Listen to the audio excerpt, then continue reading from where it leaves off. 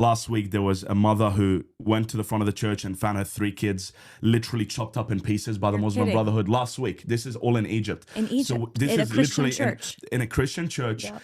On Easter Sunday, you literally go to church, and you know that, like, while in America we go to church on Easter and it's production, and even Christians don't even want to go to church on a Sunday. In Egypt, Christians know that my church can be bombed one Sunday, and they still rock up to church. So we grew up in a country where if you wanted to follow, I've got to pause you real quick. I'm sorry. I didn't see any headline news about that. You're not gonna. I follow pretty carefully persecution of Christians globally because I care, and you know, if you know who to follow, you can kind of get a sense of it. These were children, the children of a Christian mother were slaughtered. Kidnapped by jihadists, or slaughtered and cut in pieces and left in front of the church.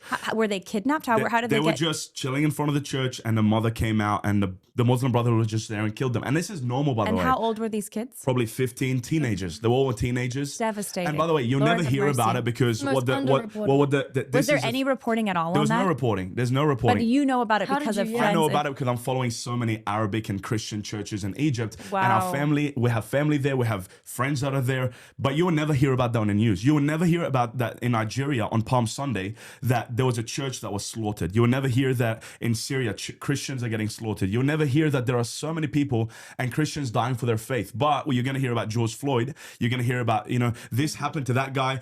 Palestine kids. You're never going to hear about the Christians that are getting persecuted all around the world. And we are the most persecuted people around the world. Christians are the most hated. We are the most persecuted. And it is mainly by Muslims. It is mainly by Muslims. And the reason, by the way, you don't get it on the news is because Islamophobia. They're going to say, oh, you guys hate the Muslims.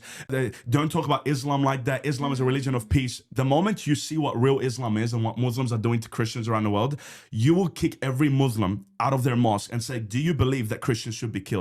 The reason they don't want to put it on the news, if they put it on the news, America will wake up and be like, we don't want Islam anymore. And that's why Islam now is coming in America saying we're a religion of peace. I'm like, brother, you are not a religion of peace. I know who you are. You know that friend that you have, and you know their real face, but in front of people they act all nice, and you look at them, you're like, I know who you are. That's us. We came from Egypt. We grew up in Egypt, a Muslim country. So were you raised